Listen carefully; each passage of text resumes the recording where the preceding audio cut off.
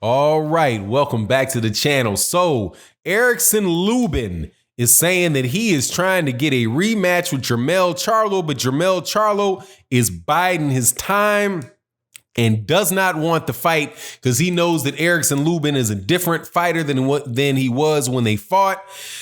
Let's talk about that in this video.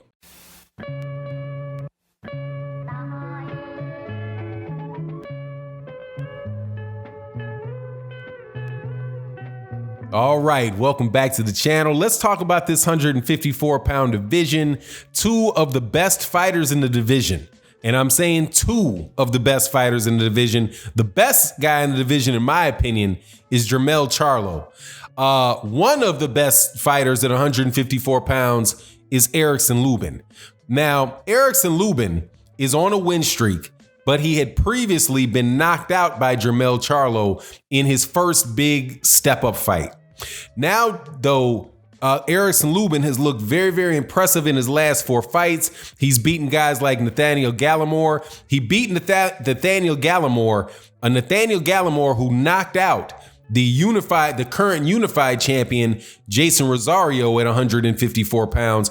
Erickson Lubin handled Nathaniel Gallimore with relative ease. I mean, it was a fight that I thought that Erickson Lubin won hands down. And so, but Erickson Lubin and Jermell Charlo are fighting in a division where the best guys, there's basically nobody's untouchable. Everybody that is up there in that thing at 154 pounds at one point in time or another has run into trouble. You have Jermell Charlo, who lost to Tony Harrison.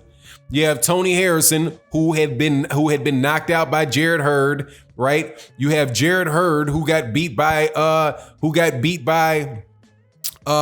Jason Rosario. You got Jason Rosario, who got beat by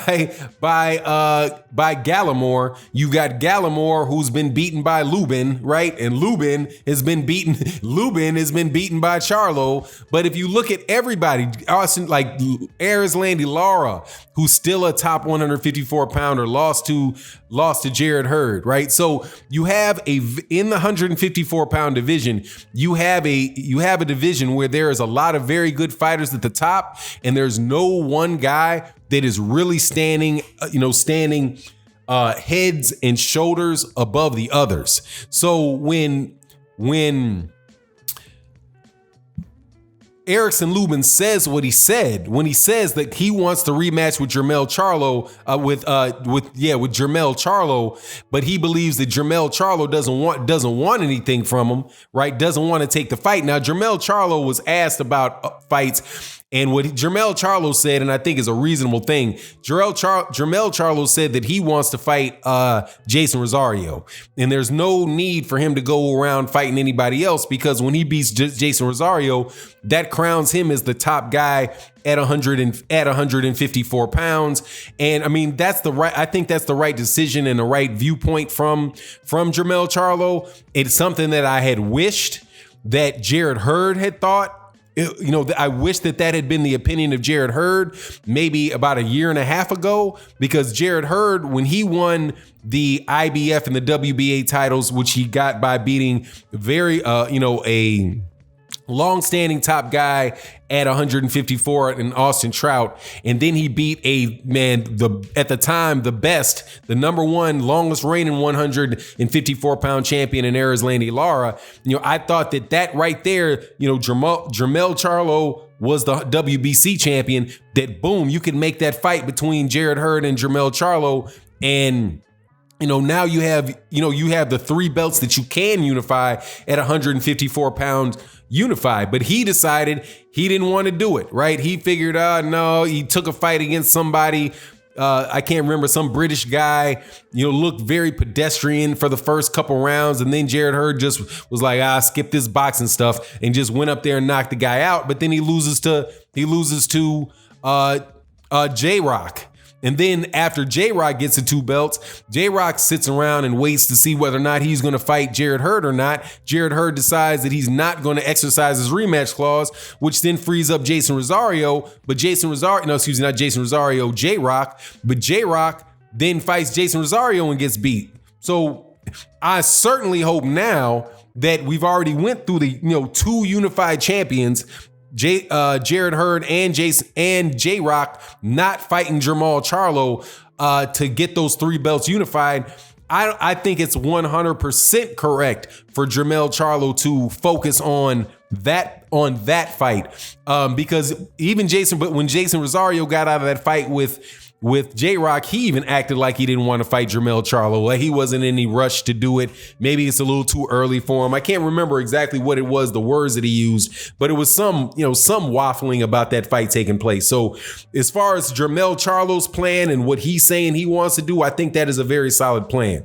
And I think that is the plan that is best for the 154-pound division, and not just so that fans can have an idea of who the best 154-pound guy is, but also I think it's best for the fighters at 154, because then at least they got to get in line and go fight after one guy, go try to fight, the one real champion that's there, and not, jump around, will I fight, basically having the ability to win champions without fighting the best guy in the division. So, I think that fight would be the best for 154-pound, the fighters and the fans. Now, I'm discounting the WBO and Teixeira, because that thing is just, that belt over there is just kind of a joke, man. It was a joke when Saddam Ali held it. It's a joke when Jaime Munguia held it. And it's a joke that now that Teixeira holds it, because those guys with that little niche belt over there, they have absolutely no intention on fighting people that are fighting with the PBC. That WBO belt seems to be like, it is just, it's just a parking lot for Top Rank and Golden Boy fighters. At this point in time, I think it's really Golden Boy fighters, because I'm pretty sure Saddam Ali was a Golden Boy fighter, and Jaime Munguia is a Golden Boy fighter, and I think Teixeira is, he could be Golden Boy or he could be Top Rank. I'm not sure, but you get my point. That belt is just kind of niched off over there. Now from the notion of whether or not what Erickson Lubin is saying is correct or not, I think that Erickson Lubin is right.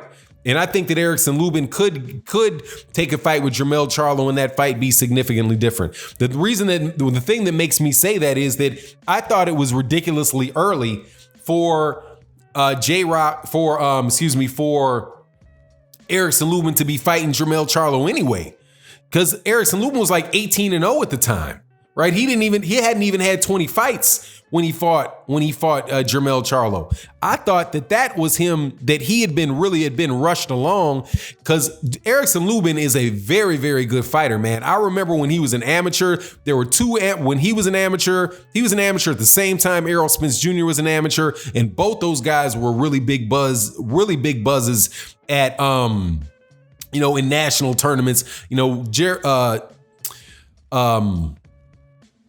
Erickson Lubin was a weight class up from Errol Spence, but if you were talking to amateurs at the time, man, it was kind of like what for who they thought was, the best fighter in the amateurs at that time. And then he turns pro, he looks really good in pro. He didn't look bad against Jermell Charlo, except for when he got caught with that uppercut, and that uppercut sent him to the moon. But hey, man, now he's fought 4 fights. He's, like I said, he's gotten fights against good fighters. He did do me a one solid by beating up on Ishe Smith. But Ishe Smith is a good fighter. He's a tough fighter that had given, J-Rock, he had given J-Rock a tough fight. But, that win and the Nathaniel Gallimore win, I think, and the win, I can't remember who he fought on the undercard of Jermell Charlo versus Brandon Adams, but I was actually ringside for that fight, and I watched Erickson Lubin's fight, and he looked really good in that fight. Very strong, very quick,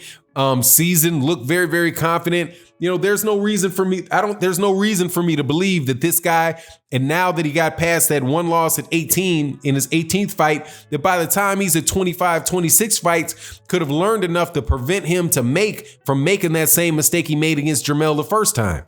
Now, I would obviously take Jermell Charlo in the rematch, but I think that Erickson Lubin can give him as good of a fight at 154 pounds as maybe anybody else can. Maybe, maybe Jared Hurd, because, Jared Hurd got a hard head and is very aggressive. And Jared Hurd didn't look bad in the last fight that he had. And he says he's staying at 154. So, maybe the Jared Hurd, maybe the Jared Hurd fight, but I don't think Erickson Lubin would give Jermel Charlo a better fight, any worse a fight than, say, J-Rock would, or Jason Rosario. So, to me, it sounds like that's a fight that should be made, a rematch that I wouldn't mind seeing.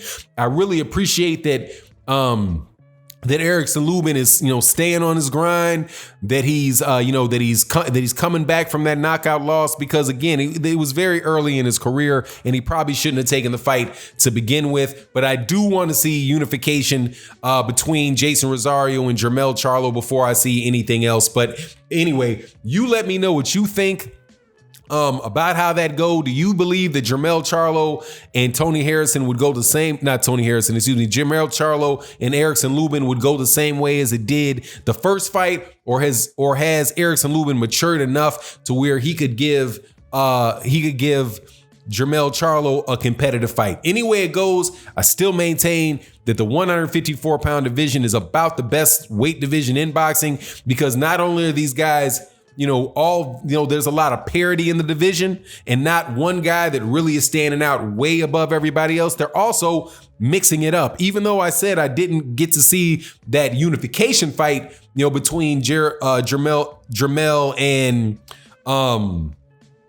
and either J-Rock or Tony Harrison, they still really are mixing it up. And also maybe part of the reason why we didn't get to see the J-Rock fight with Jermel Charlo is that Jermel Charlo had lost to Tony Harrison. But that's just the way the cookie crumbles and the merry-go-round goes around over there at the 154-pound division. You let me know what you think in the comment section. And with that, I'm out.